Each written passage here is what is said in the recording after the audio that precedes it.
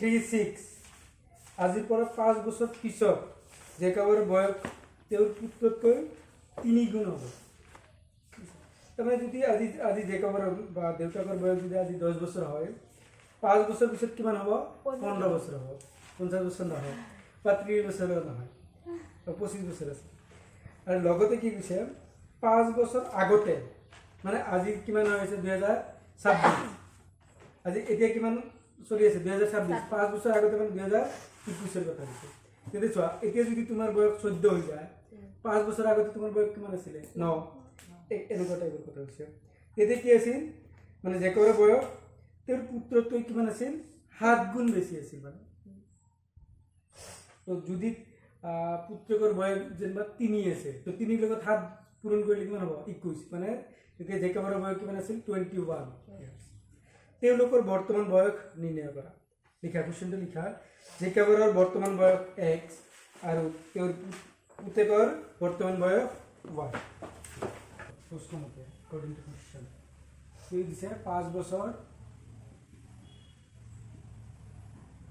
পিছত কিমান হ'ব? জেকবৰৰ বয়স হ'ব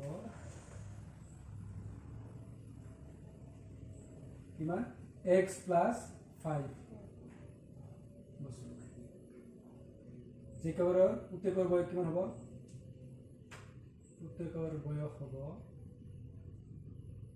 কিমান? y plus 5 বছৰ।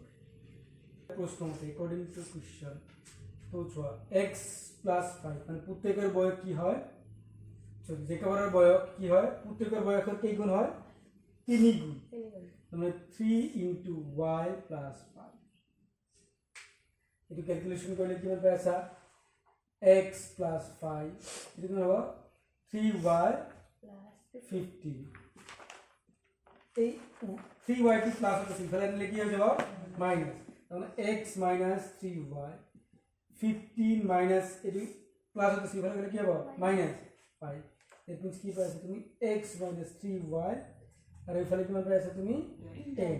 এইটো নাম্বারিং কৰি ৰাখিবা 1। ইয়ালৈকে ডাউট হৈছে? সবকে লিখিব পাৰা, সবকে লিখাৰ দৰকাৰ নাই। নেক্সট অপশনটো তাতে তোমাক কি দিছে এবাৰ? 5 বছৰ আগতে। এবাৰ 5 বছৰ পিছত গ'লে এবাৰ কি হ'ব? আগতে। এবাৰ আগৰ কথা হৈছে। আগৰ জেকবৰৰ বয়স আছিল কিমান? 5 বছৰ আগত কিমান আছিল? এইটো জাস্ট মাইনাস কৰি দিবা। আৰু পুতেকৰ বয়স আছিল, এইটো জাস্ট কি হ'ব তোমাৰ? মাইনাস হৈ যাব। কাৰণ চোৱা, এতিয়া যদি তোমাৰ 2026 চলি আছে, 5 বছৰ আগত কিমান চলি আছিল? 2021। তো মানে মাইনাস কৰিছা। তো এইবাৰ প্ৰশ্নতে কি দিয়া আছে তোমাৰ? এই কুৱেশ্যনটো সাইড লৈ লিখি ৰাখি। প্ৰশ্নটো কি? পুতেকতকৈ 7 গুণ আছিল। মানে ইয়াত কিমান আছে? x minus 5 equal to তোমাৰ কিমান হ'ব? 7y minus 5। এইটো তো এইটো লিখলে কি হ'ব? x minus 5 equal to 7y and minus 35। তো ইয়াৰে পৰা x minus 7y এইটো কিমান আছে? minus 35। এইটো মাইনাস কি আছে? মাইনাস এইটো ফলে কি হৈ যাব? প্লাস। তার মানে কিমান পাইছা তুমি? x minus 7y equal to minus 30। এক নাম্বারিং করিবা কিমান? 2। বাস এক নম্বর ইকুয়েশনটা আমার কি আছে? এতে লিখি দাও। এক নম্বর ইকুয়েশনটা কি আছে কোশ্চেন?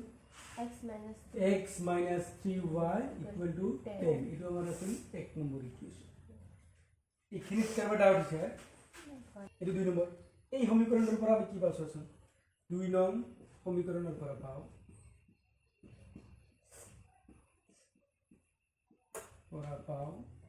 কি কোৱা? x minus 3y minus 30। it means x equal to কিমান হ'ব? এটো মাইনাস হতে আছে না? ইফালে গলে কি হৈ যাব? প্লাস। মানে 7y minus কিমান পাইছা? 30। এই কিবা এটা নাম্বার কৰি ৰাখিলে সবস কিমান? 3। এবাৰ আমি কি কৰিম? এই ভ্যালুটো এটো কোনটো নম্বৰৰ পৰা পাইছো? 2 নম্বৰৰ পৰা। তো এটো ক'ত বহাই দিম? 1 নম্বৰ ইকুয়েশনত বহাই। 1 নম্বৰ ইকুয়েশনত চাও। 1 নং সমীকৰণত লিখি যোৱা। সমীকৰণত x equal to 7y minus 30 মান বহুৱাই পাও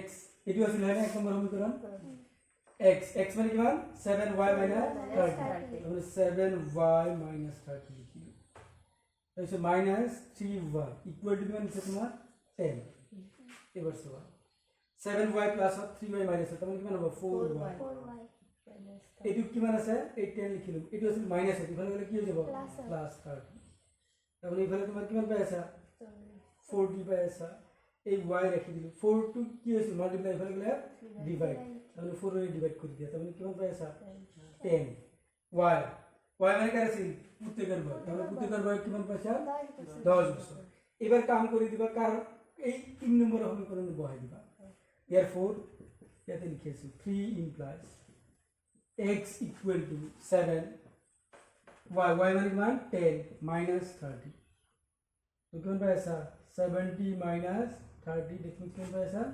40 হইছে না